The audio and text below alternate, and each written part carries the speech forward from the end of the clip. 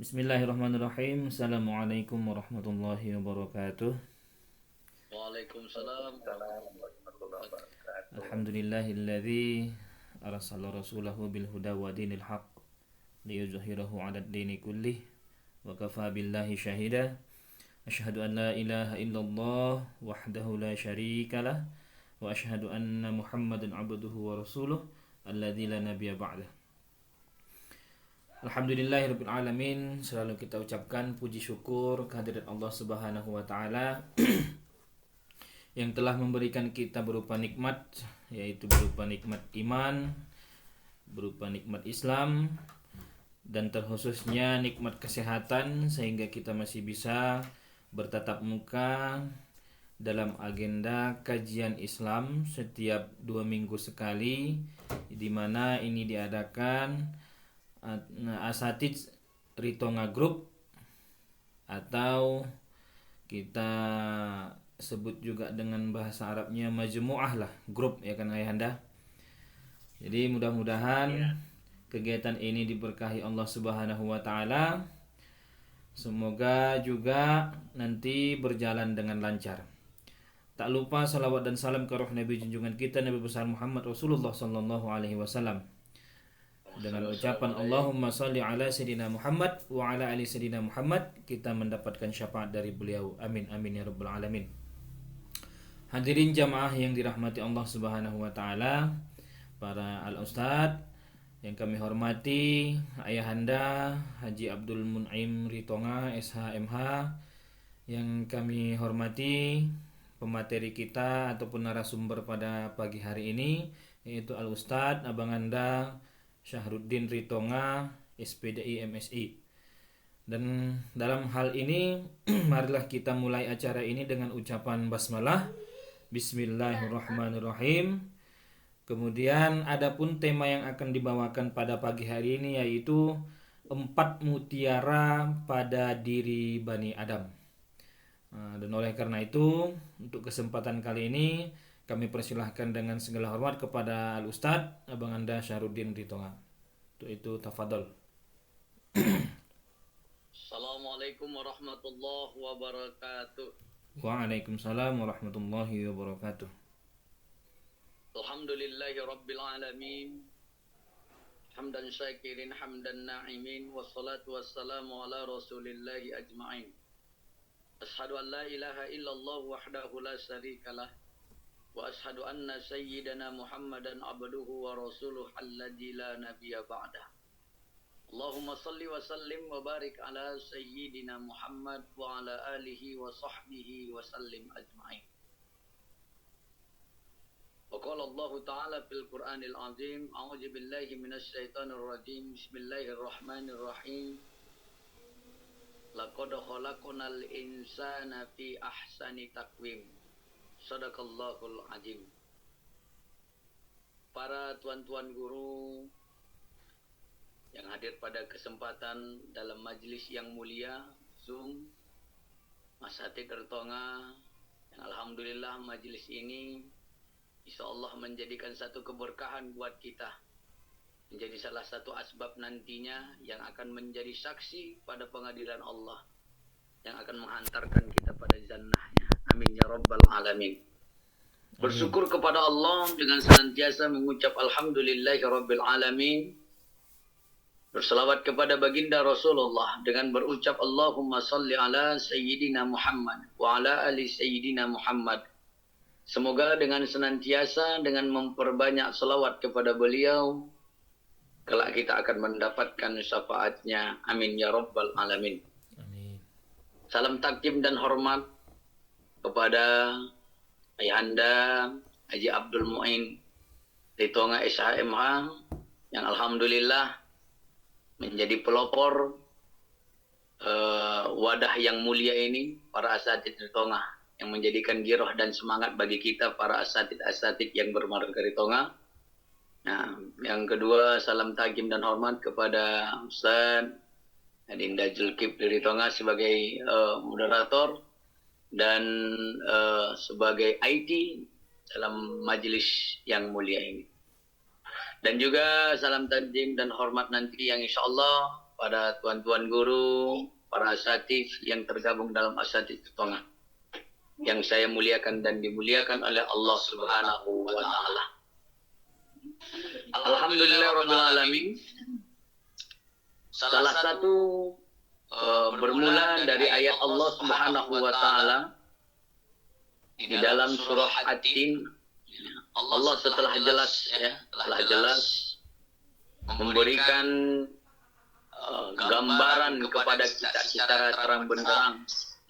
Bahkan Allah telah bersumpah bahwa di antara sekian makhluk ciptaan Allah Subhanahu wa taala hanyalah manusia yang diciptakan sebaik-baik ciptaan. A'udzu billahi minasyaitonir rajim. Bismillahirrahmanirrahim. Wat-tini waz-zaitun wa turi sinin wa hadzal baladil amin. Laqad khalaqnal insana fi ahsani taqwim. Demi buah tin dan buah zaitun, demi bukit Sinai dan demi negeri yang aman. Ini kalau kalimat ini dalam kamus bahasa Indonesia, sesuatu kalimat yang diawali dengan kata demi adalah sebagai ungkapan sumpah atau janji. Kalau kita berjanji, selalu menggunakan kata demi. Mau demi Allah, mau demi apapun, selalu kita berkata dengan awali dengan demi. Kenapa orang bersumpah mengawali kata demi? Supaya apa yang dia ucapkan, apa yang dia lakukan, orang yang menyaksikan atau mendengarkan benar-benar percaya pada dirinya. Makanya itulah ungkapan kata janji demi Allah atau demi lain sebagainya. Allah ternyata, para asatidz tuan guru yang dimuliakan Allah juga bersumpah dengan ciptaannya. Jadi dapat kita pahami, Allah pun menegaskan secara gamblang kepada kita, bahwa dengan ciptaan lagi 4 ciptaan Allah bersumpah berjanji. Bahwa di antara sekian makhluk yang Allah ciptakan, hanya manusialah yang diciptakan Allah sebaik-baik ciptaan, sebaik-baik bentuk.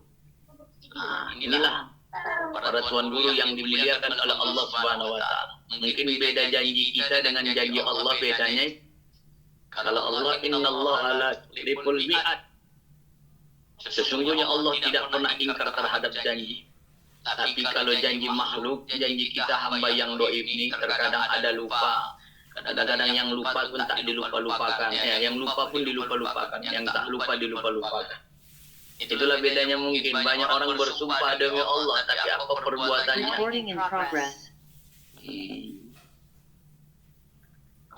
Perbuatannya ini apa? Terkadang dia ingkar terhadap janji. Apalagi kalau sudah apa yang dicita-citakan, apa yang diinginkan, terkadang banyak lupa terhadap janji. Nah, Bapak Ibu yang dimuliakan oleh Allah Subhanahu wa taala, para tuan guru, dengan kemuliaan inilah, dengan keistimewaan inilah ternyata bahwa ada Allah titipkan pada diri manusia. Kalau berbicara tentang taat dan patuh, taat kepada Allah, kita belum ada apa-apanya dengan iblis.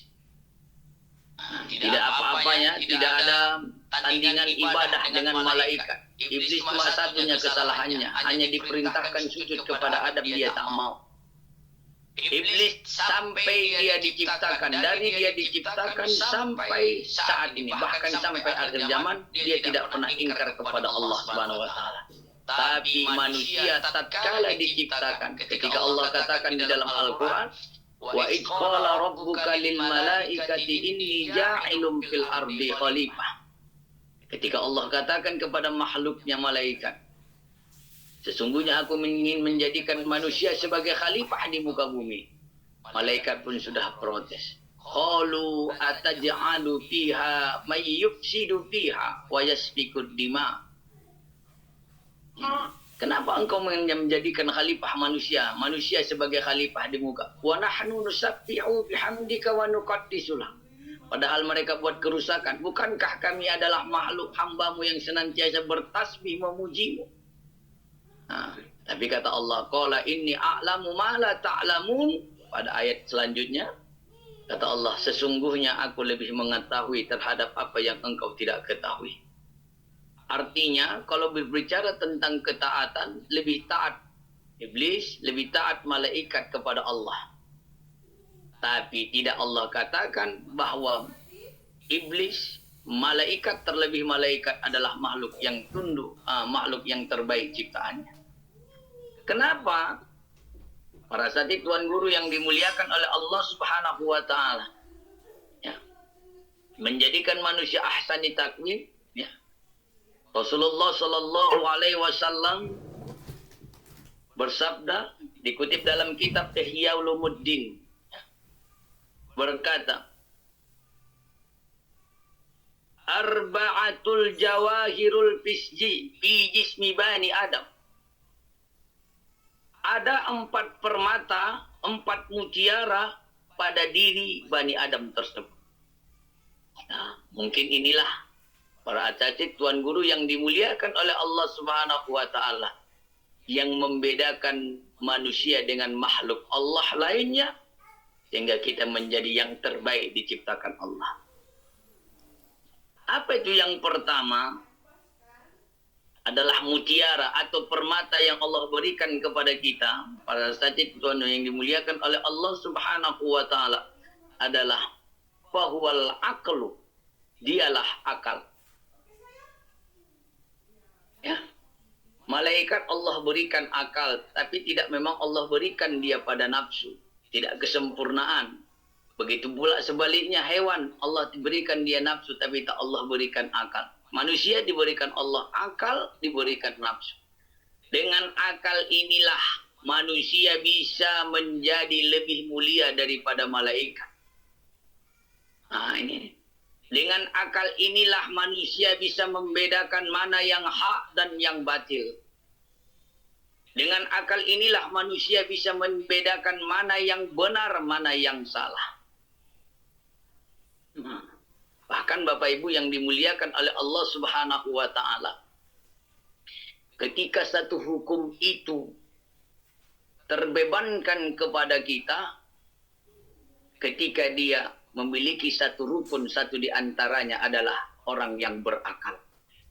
Ketika anak-anak, kalau belum balita, belum berakal, maka dia tidak dibebani hukum. Ketika dia sudah dewasa, tapi tak Allah berikan akal, alias orang gila, maka dia tak dibebani hukum. Nah, inilah dia. Akal ini istimewa pada diri kita.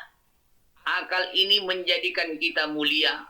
Akal ini menjadikan kita terhormat, dihormati orang lain, disayangi oleh Allah terlebih, Bapak Ibu yang dimuliakan oleh Allah. Maka gunakanlah akal ini. Banyak ayat menceritakan tentang akal. Ketika ingin kau mencapai dunia, kau genggam tangan dunia ini di tanganmu, bisa kau lakukan dengan akal. Ya. Bapak Ibu yang dimuliakan oleh Allah Subhanahu wa taala. Tapi akal pun bisa rusak. Berbahasa mengatakan, manusia bisa lebih mulia dari malaikat dengan akal, tapi bisa manusia lebih hina daripada binatang kalau dia tak menggunakan akal. Maka ada salah satu, Bapak Ibu, sifat yang bisa merusak akal. Kata Rasulullah sallallahu alaihi wasallam, ya, fahuwal khadab yujilul aql. Sifat marah bisa menghilangkan akal pikiran. Nah, kalau sifat marah ini memang satu pribadi, satu sifat yang tak bisa terlepas pada diri manusia. Tapi kalau manusia bisa meredam amarah, bisa menggunakan akal, insya Allah. Tapi kalau ada orang marah, tak bisa dia memendam emosinya, enggak hilanglah akal, tak berpikir jernihlah dia. Makanya banyak kita lihat dalam rumah tangga, bisa tidak akur, bisa perceraian kalau ada sifat marah. Kenapa?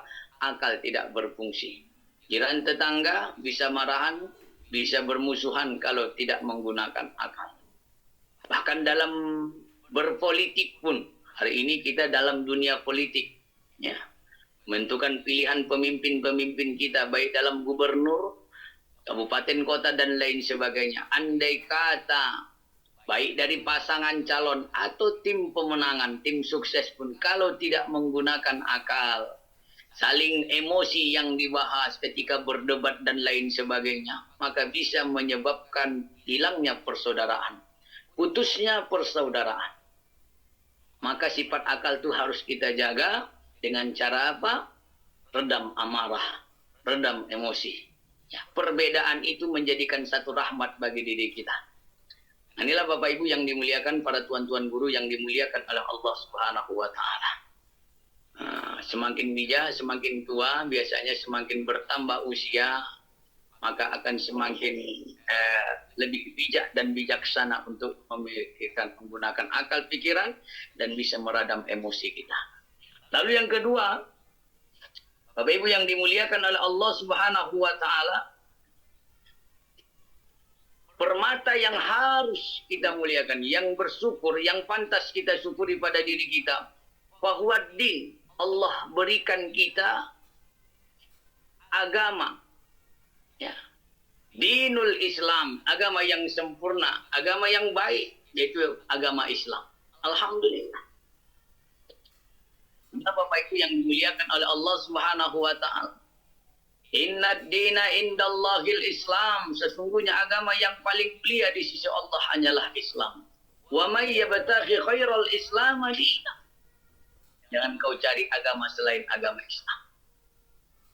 Inilah Bapak Ibu yang dimuliakan Allah. Dalam Al-Quran Allah telah jelas dan gamblang untuk mendapatkan tempat yang terbaik, Bapak Ibu, untuk mendapatkan surganya Allah nanti di akhirat itu, bukan hanya berbuat baik dalam kehidupan, ya, tapi ada yang penting, lebih utama dari situ. Apa? Mengambil miftahulnya, mengambil kunci surga itu.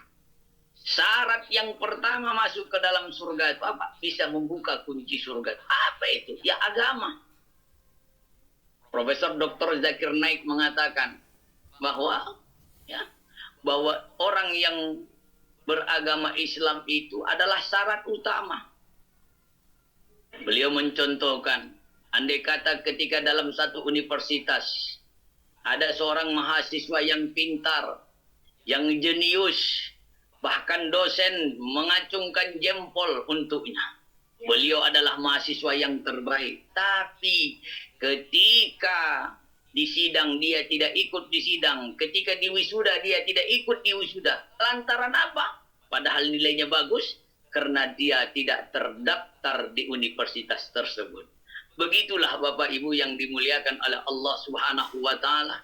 Ya, andai kata ada orang yang rajin bersedekah, andai kata ada orang yang selalu menjaga silaturahim dan lain sebagainya, kendati pun dia pandai ibadah, sholat dan lain sebagainya, tapi dia tidak bersyahadat kepada Allah, bersyahadat kepada Rasul, tidak masuk ke dalam Islam, maka dalam pandangan Islam dia adalah tidak mendapatkan surganya Allah Subhanahu wa Ta'ala.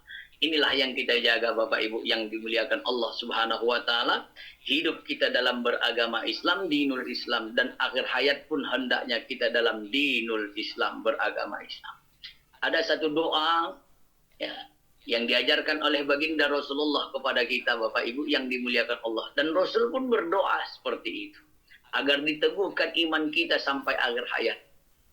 Rabbana la tujigh qulubana ba'da iz hadaitana wa hab lana min ladunka rahmatan innaka antal wahhab.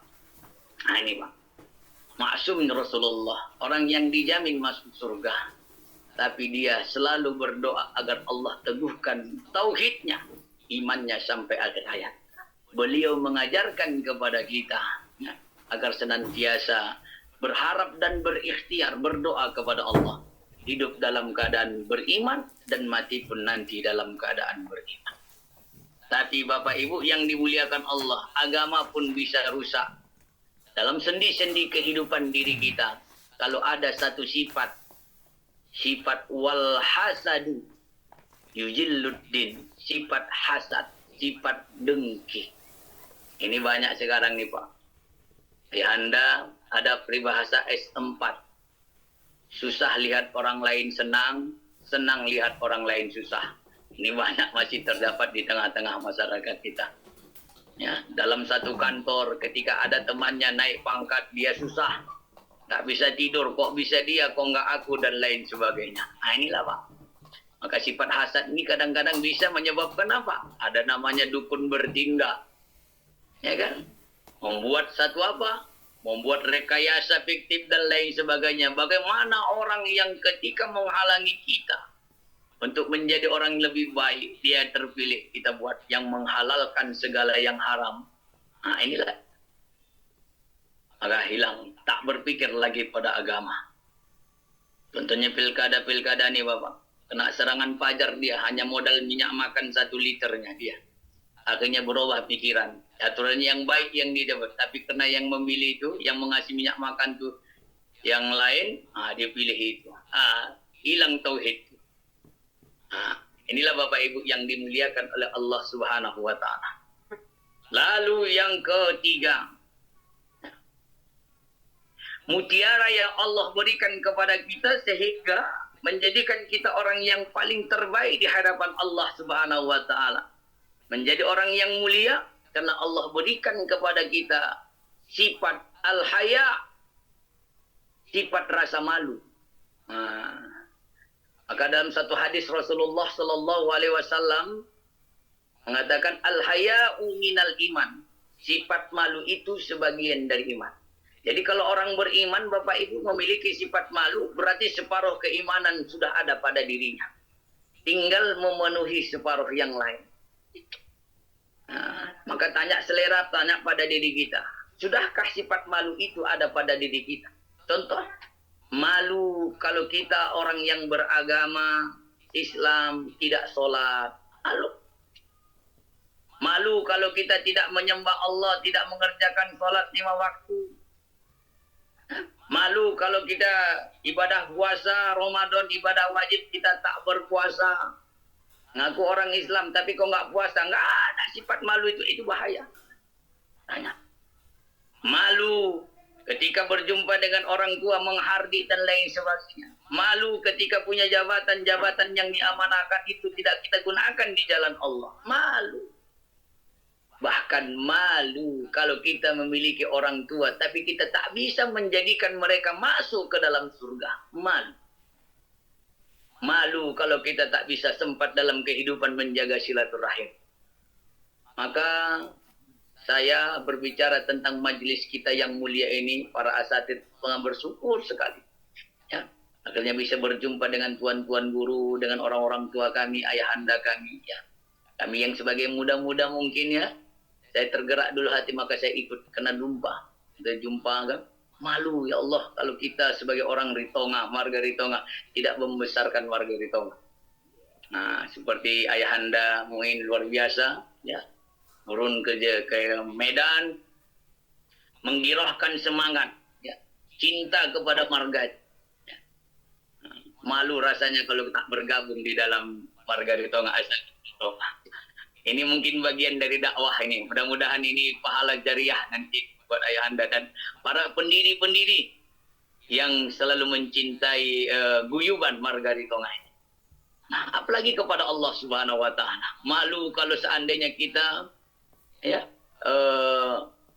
punya jabatan tapi korupsi, sampai kepada pakaian, ya, tidak menutup aurat, ya. Nah, inilah Bapak Ibu yang dimuliakan oleh Allah. Sifat malu ini harus ada kita tanamkan pada diri. Nah, terutama malu kepada Allah. Allah tuh ya kita melakukan sesuatu meskipun orang tak melihat, Allah tuh Maha melihat. Tapi sifat malu itu pun para asatidz tuan guru bisa rusak, bisa hilang kalau ada sifat pada manusia itu. Apa itu? Sifat tomak. Sifat rakus. Ini banyak kejadian Bapak Ibu. Ketika punya jabatan semua mau diambil semua, sampai korupsi dan lain sebagainya. Ya, akhirnya ketahuan. Tapi itulah ada sifat manusia itu. Karena kerakusan itu, hilangnya sifat rasa malu. Maka hari ini banyak para koruptor dan lain sebagainya, Bapak Ibu. Kadang-kadang bangga pula dia dengan memakai pakaian oranye. Bangga dia.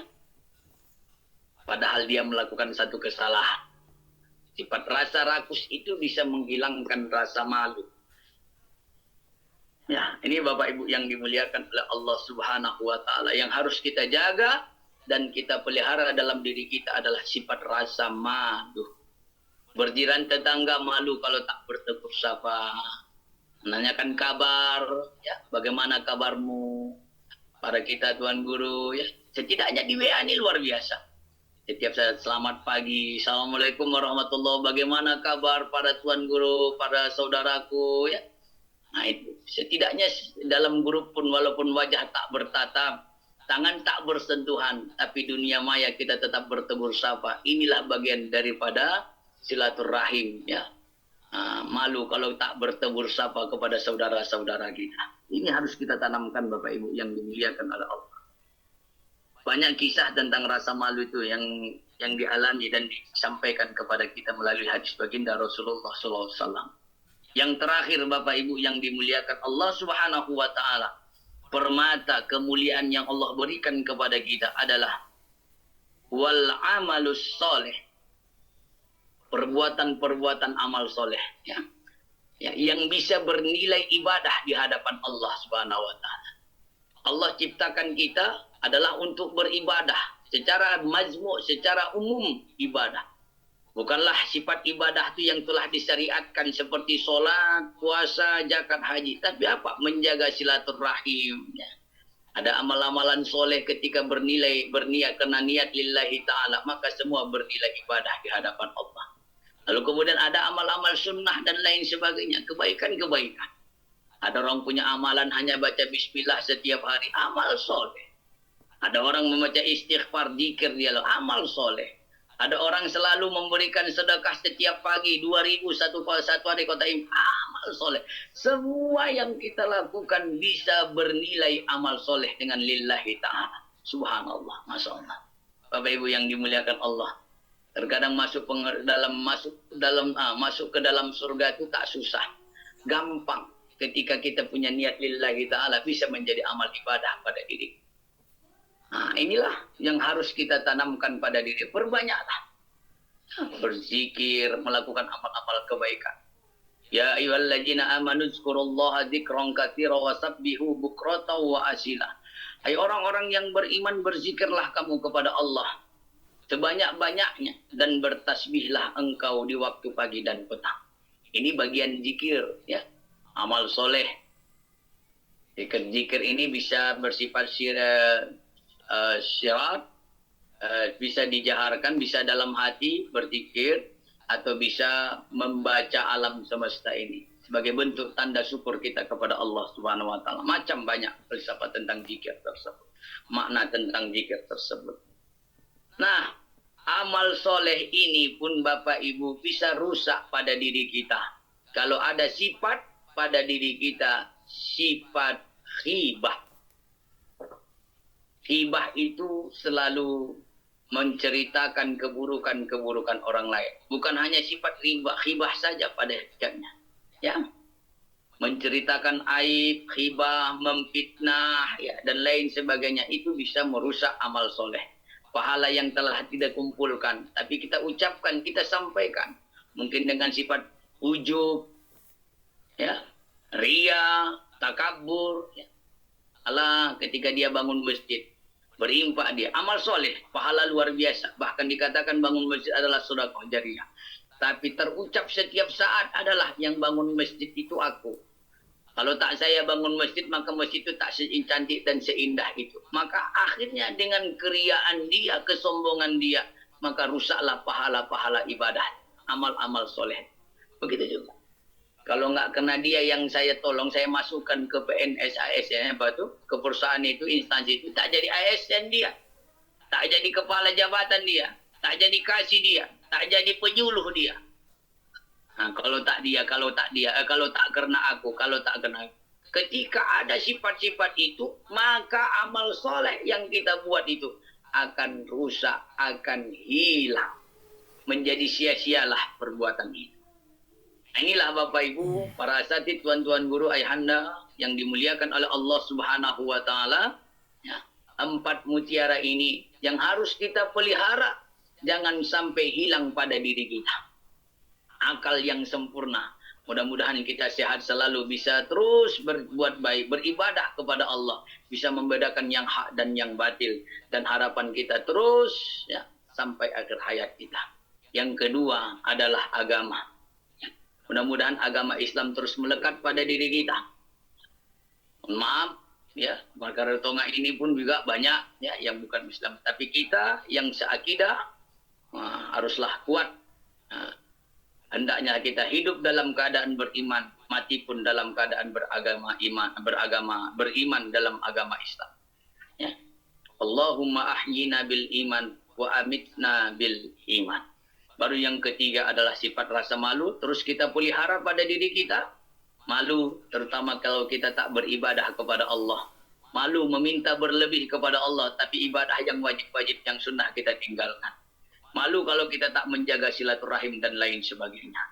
Baru yang keempat, teruslah berbuat amal soleh. Jangan berharap hanya yang wajib kita kerjakan, tapi beramal solehlah. Jadikan setiap diri kita, apapun yang kita lakukan, hendaknya bisa bernilai amal soleh di hadapan Allah Subhanahu wa taala. Mungkin ini para tuan guru yang bisa saya sampaikan ya. Terus kepada orang-orang tuaku, para tuan-tuan guru dan moderator Adinda Zulkifli Tonga, mudah-mudahan ini bisa menambah wawasan khazanah keilmuan kita. Ya, mungkin dari segi mutiara-mutiara ya pada diri kita, mudah-mudahan kita lebih terus mendekatkan diri kepada Allah Subhanahu wa taala. Demikian, Assalamualaikum warahmatullahi wabarakatuh. Waalaikumsalam warahmatullahi wabarakatuh. Baik, luar biasa ceramah yang dibawakan oleh Al-Ustadz Abang Anda Sahrudin Ritonga.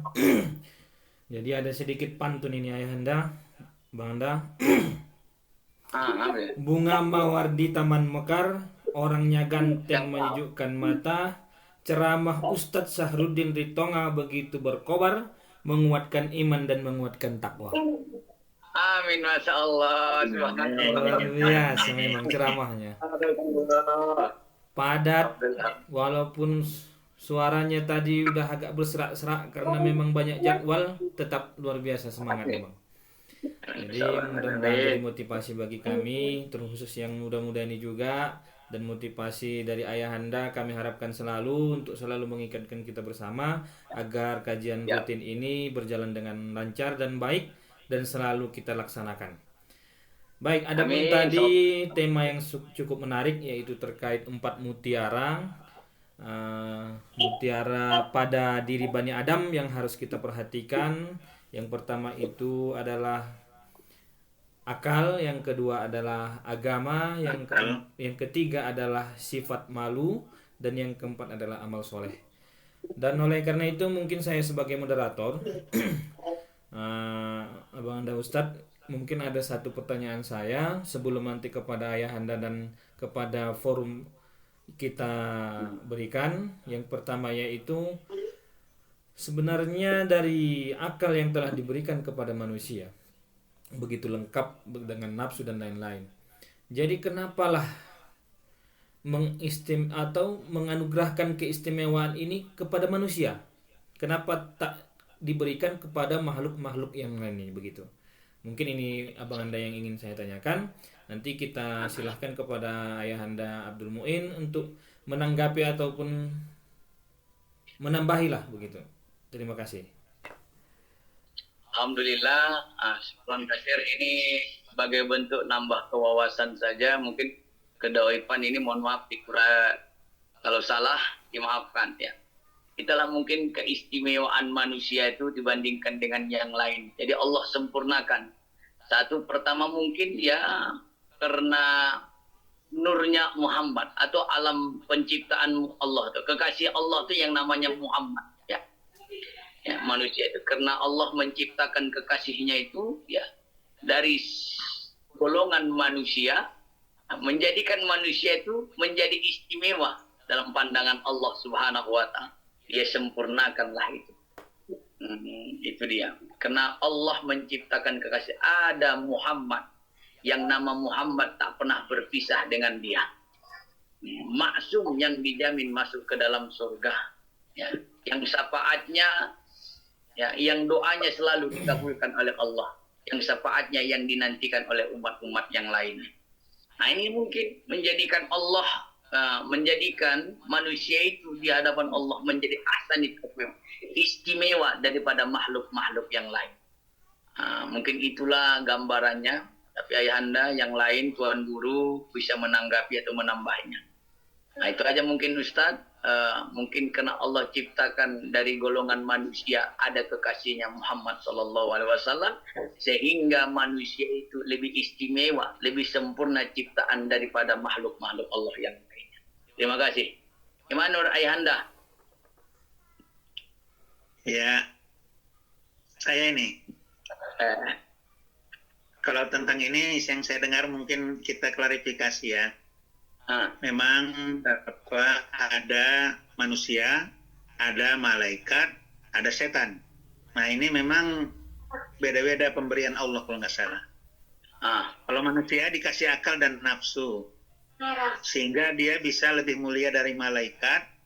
Karena meskipun dia ada nafsu, dia bisa bertindak seperti malaikat dengan akalnya. Ya.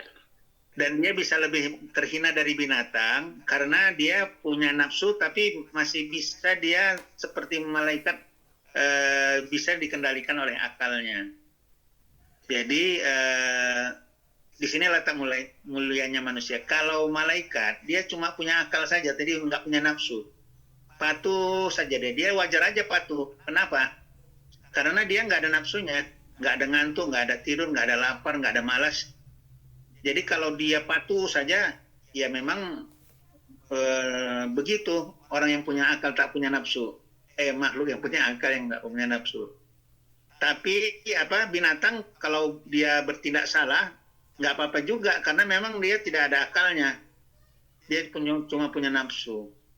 Sekiranya makhluk lain diberi lengkap seperti manusia, kita punya saingan, bahaya nih. Sekiranya malaikat dikasih nafsu, waduh. Ngeri kita karena dia tidak terlihat tapi dia ada nafsunya, bahaya kita. Binatang memang terlihat dikasih nafsu, tapi kalau dikasih akal nanti ular sebelum kita bangun udah ditunggunya di muka pintu kita. Punya akal dia bisa diakalinya kita, bahaya kita. Jadi memang luar biasa ciptaan Tuhan Allah Subhanahu wa taala ini. Manusia dikasih dua bekal yang luar biasa itu. Dengan akalnya dia bisa lebih mulia dari malaikat karena dia mesti punya tantangan nafsu. Dengan nafsu dia bisa lebih mulia juga dari malaikat karena dia bisa menantang nafsunya dengan akalnya. Saya kira itu yang pernah saya pelajari, mungkin saya salah. Tapi saya mau nanya yang satu lagi. Ini dari saya nih. Tadi ada membahas malu. Dulu waktu saya kuliah di Fakultas Hukum USU, ada namanya hukum kausalitas, sebab akibat. Jadi remaja sekarang ini kan kesannya kurang punya malu, tawuran, masa saingan untuk mengalahkan orang lain dengan melempar batu berdarah-darah, malu kita. Itu kan peradaban yang paling rendah. Ada lagi geng motor, masa mau cari eksistensi diri dengan cara ngebut-ngebut, balap-balap, merugikan orang lain, itu kan sebenarnya malu. Nah, kemudian pergaulan bebas, narkoba itu kan malu sebenarnya, merusak diri sendiri, biayanya mahal lagi. Tapi merasa bangga dengan menghisap narkoba di antara teman-temannya. Dan pejabat-pejabat yang luar biasa itu, dia udah kaya, udah pintar, tapi uangnya banyak, tapi tetap korupsi. Nah, itu sebenarnya kan malu. Coba kalau dipikir-pikir ya, uang yang dikorupsinya kan uang orang banyak. Yang kalau dia udah dapat uang itu cuma dipakai 2-3 orang sahabatnya sama keluarganya aja, anak beranak. Tapi yang menderita orang banyak, kita termasuk korban penderitaan itu. Itu yang korupsinya dengan cara yang lebih jelek lagi. Kadang-kadang jual beli keadilan. Keadilan bisa dijual beli. Luar biasa. Bahkan jasa setan pun bisa diperjualbelikan. Itu orang kalau mau dagang laris nggak usah susah-susah, datangnya aja apa ya kan dukun. Nah itu pakai jasa setan laris dagangannya. Kalau mau lulus ujian atau mau dapat jabatan, nggak susah-susah berkarya yang luar biasa. Datangnya aja dukun bayar ya kan, nanti dapat jabatan. Ini kan jasa bisnis setan ini, bisnis jasa setan. Nah, tapi tidak, dulu orang malu-malu tuh pakai jasa setan itu, malu-malu dulu korupsi, malu-malu dulu tuh begal dan narkoba itu. Sekarang kok nggak malu-malu? Tadi Tak ada malu. lagi udah pakai baju orange malah bangga-bangga melenggang-lenggang. Nah, itu kan ada sebabnya. Apa sebabnya mereka begitu yang sekarang ini? Jangan-jangan bukan mereka aja, kita pun ada bagian dari situ. Apa sebabnya? Kalau dulu kan orang masih malu, sekarang rasa malunya kurang. Sebabnya kira-kira apa, Ustaz? Itu tadi karena iman lah mungkin kan sudah tak ada lagi diri kan. Tak takut kepada Allah, tak takut akan adanya hari pembalasan. Mungkin di situ. Merasa hidup selamanya di dunia ini, ya kan? Sehingga timbullah rasa. Ada yang bilang karena dulu ada pelajaran akhlak di sekolah, sekarang nggak ada lagi. Itu juga salah satu sebab katanya. Akhlak, ya betul. Mudah-mudahan. Jadi rasa malu itu ada kalau karena iman ya, karena dia paham, punya ilmu, punya iman, punya adab ya, adat istiadat. Baru malu kalau nggak punya adat istiadat, nggak punya iman, nggak punya ilmu, nggak tahu dia bahwa itu malu. Itu barangkali Ustaz ya? Ya itu ya Anda. Alhamdulillah. Oke. Yang tadi bagaimana tentang setan, malaikat, dan manusia?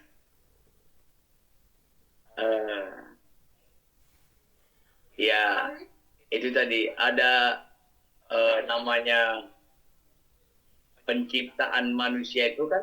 Ya, kalau berbicara tentang bahwa yang terbaik, bicara tentang ibadah yang terbaik, kalau kita tak bisa mengalahkan ibadahnya malaikat. Tadi ayah Anda bilang tadi kan bahwa karena tak ada nafsu maka dia put-pat dan tunduk. Nah, taat dia. Sedangkan iblis itu pun luar biasa. Nah, luar biasa itu yang ada iblis. Ya kan? Cuma satunya kesalahan iblis yang menyebabkan dia menjadi penghuni neraka selama-lamanya. Hanya di saat Allah perintahkan dirinya sujud kepada Adam, maka timbullah sifat marah, kodok tadi, Bu. Hilanglah akal pikiran itu kan. Sehingga dia menantang Allah. Makanya khadab itu, sifat marah itu adalah bisa yang menghancurkan segala amal ibadah. Sampai ditantang Allah. Nah, itulah mungkin iblis itu yang membedakan dengan manusia. Ketika dia kalau sudah marah, tidak ada rasa bentuk penyesalan. Mungkin pada diri kita itulah, makanya ada buat baik, yang seperti yang Anda bilang tadi, bisa lebih mulia dari malaikat, bisa lebih hina. Kan? Kadang-kadang kita sadar, kita tobat, dan tak sadar bahwa mulailah tak ada rasa malu beribadah kepada Allah itu tak dikerjakan lagi dan lain sebagainya. Mungkin tambahan seperti itu dari Ustaz Zulkifli ini gimana nih? Ustaz Zulkifli, Ustaz juga ini boleh juga kontribusi. Memang dari sebuah cerita juga ayahanda, makanya diistimewakannya manusia itu dari sejarahnya juga ada cerita malaikat yang diberikan nafsu. Kalau tidak salah saya yang bernama Harut dan Marut diturunkan ke dunia. Jadi mereka cemburu kenapa manusia itu diberikan nafsu. Ketika diberikan mereka nafsu dan diturunkan ke bumi, rupanya mereka tak sanggup untuk menahannya. Jadi dua malaikat ini infonya dan sejarahnya sampai sekarang masih dihidupkan dan dihukum ataupun dipenjara lah kalau bahasa kasarnya kita sekarang ini. Memang ini pun ceritanya kalau tidak salah saya ini berdasarkan tafsiran Quran surah Al-Baqarah ayat 102. Tapi tak jelas memang di situ disebutkan bagaimana kisah-kisah mereka dan sejarahnya. Nah, inilah salah satu buktinya malaikat itu rupanya juga lemah dibanding manusia. Manusialah yang kuat. Ketika diberikan hal yang sempurna seperti itu, manusia bisa mengarahkan dan menahan hawa nafsunya. Nah, mungkin Ini tambahan sedikit Anda yang saya tahu terkait sejarah ataupun kisahnya malaikat ketika diberikan nafsu rupanya tak bisa menahan. Itu aja Bang.